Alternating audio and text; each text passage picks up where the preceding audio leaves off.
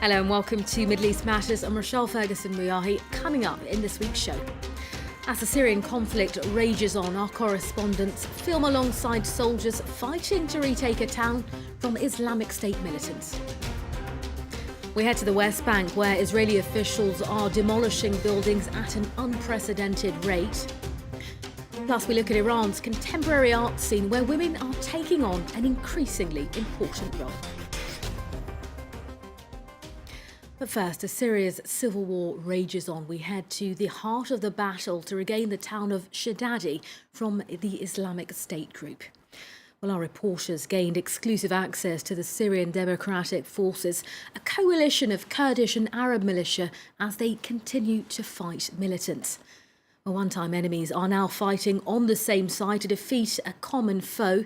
Romeo Langlois and Maisa Awad filmed alongside soldiers where they witnessed some of the techniques that jihadists use. Well, here's an excerpt from their documentary.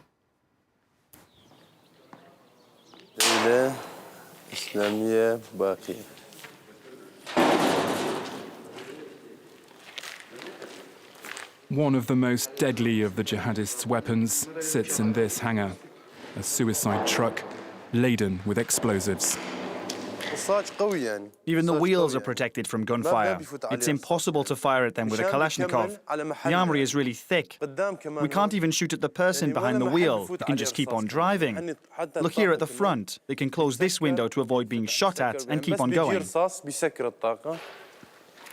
Look, that's the detonator.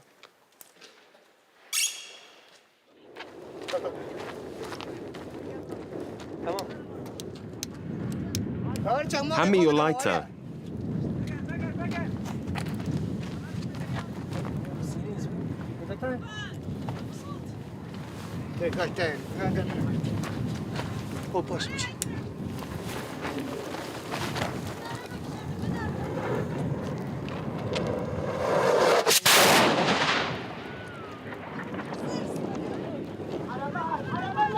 Fire! Fire! Shoot that vehicle! Quick, comrades. The machine gun. It might look like an ordinary truck, but it's actually a pickup packed with explosives and driven by a suicide bomber.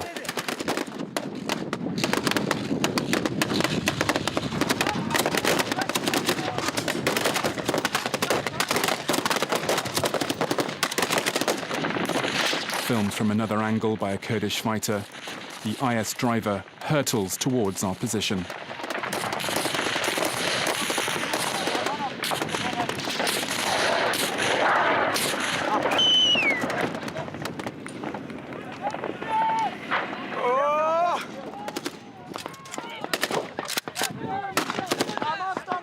It's okay, stop.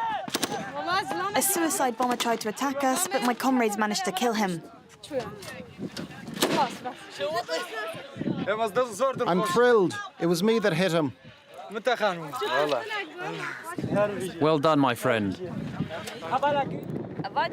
But in reality, it was this anti-tank missile launcher supplied by the coalition that destroyed the truck and saved the day. To the West Bank next, where Israeli authorities are demolishing buildings at an alarming rate, with more homes and schools destroyed so far this year than in the whole of 2015. Well, local Bedouin communities who live east of Jerusalem have received demolition orders for all of their buildings. Iris Mackler and Pierrick Laurent report from there. The West Bank village of Jabal al-Baba, the Pope's Mountain, just outside Jerusalem. It's home to 56 Bedouin families who've been here since the 1950s. Despite this, Israel is demolishing buildings here. This one's been destroyed 3 times, most recently in January. Israeli forces came to demolish the houses at 3:30 a.m. It was January, it was cold. They threw everyone out, including the children. They destroyed the house, even though it was donated by the European Union. Many of the buildings here are funded by European organisations. Israel says they've been built without permits, and it's issued new demolition orders this month. We can see other demolition orders here. There's even one for the mosque. All of these buildings are supposed to go. This is part of an ongoing battle for control in the West Bank. The Bedouin live in a corridor called E1 between Jerusalem and surrounding Jewish settlements. Israeli expansion here will divide Palestinian East Jerusalem from the West Bank. Palestinians say it will destroy their chance of creating a viable, independent state. Israel has plans to expand the largest settlement here, the town of Ma'ale Adumim.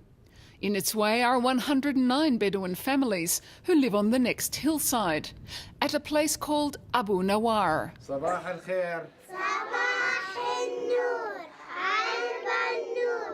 For the Bedouin children of Abu Nawar, school is this storage container. Earlier this year, France stepped in to help, funding an upgrade.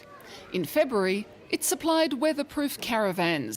The children were very happy, but to our surprise, after the Jewish Shabbat, Israeli soldiers came.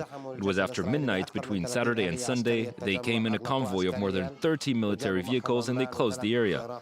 They had cranes and workers and they dismantled the caravans. Israel now plans to demolish all the buildings here, including this school and kindergarten. Abu Imad's protest is based on a series of Israeli aerial photos going back more than 4 decades. If we look at this map, it's from 1972 and we see the buildings of Jalin Bedouin here at Abu Nawar. What we don't see is any trace of Ma'ale Adumin or Kedar or any Israeli settlement. Israel insists the Bedouin must move to an urban area that it has chosen.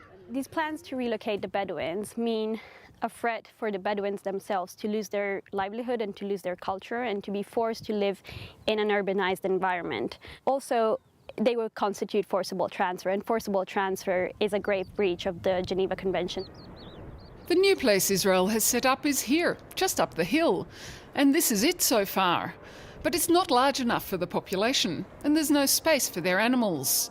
We asked Israel to explain its demolition policy, but no government spokesperson would talk on camera. Instead, they gave us this video, plus a written statement. It says that dialogue efforts failed, following unwillingness on the part of the Bedouin. In Iran, more and more women are making their presence felt on the art scene. Since 2001, Anahita Gabayan has run the sole gallery dedicated exclusively to contemporary Iranian photography. Gabayan, who also ran an exhibition at this year's Paris Arts Festival, says her work showcases the contradictions of life in Tehran. Miriam Plezadeh and Mahmoud Hamedi report from the Iranian capital. Driving through the streets of Tehran, Anahita Gabayan notices the signs of change everywhere. See over there? There were always pictures of war, sad photos, and now there's a caricature. 15 years ago, Anahita opened Iran's first gallery devoted entirely to photography, a medium she believes allows for the most honest freedom of expression. Anahita doesn't censor herself or her artists, but chooses the exhibits and their content carefully. I don't try and be sensationalist. There's no point. And I would never do it. A lot of people here are taking this approach, and I think it's best. Otherwise, they'll close my gallery. And then what would I have achieved? She's increasingly taking her work abroad, showcasing Iranian photography on an international stage, including at a Paris art fair in March. I do my best to present their work and thank them for accompanying me on this journey. It's really important to have this exchange with the artists. I didn't always know that, but I've learned it now. Artist Shadi Gadarian has long focused her work on Iran's women. She uses a mix of cliched images to challenge their traditional place in society and show how that's changing. There's a growing interest in female artists in the world, and in particular women from Iran. And that's because until now they were barely seen. Now when their work is exhibited in France, people want to see what they're saying. Anaïta's own role in Iran's art scene has also evolved. She now runs 2 galleries, including this one, where a photographer from the city of Shiraz is unveiling his latest exhibit devoted to the theme of war. Other women have followed in her footsteps, and some 50 art galleries are now flourishing in Tehran. This has only recently become a real career. Before the revolution, there were only 2 galleries. When I applied for authorization to open the first gallery, they asked, "Who's looking after you?" I said, "What do you mean?" "Well, don't you have a husband or a father?" Today, her father has come to the gallery, visibly moved by his daughter's work.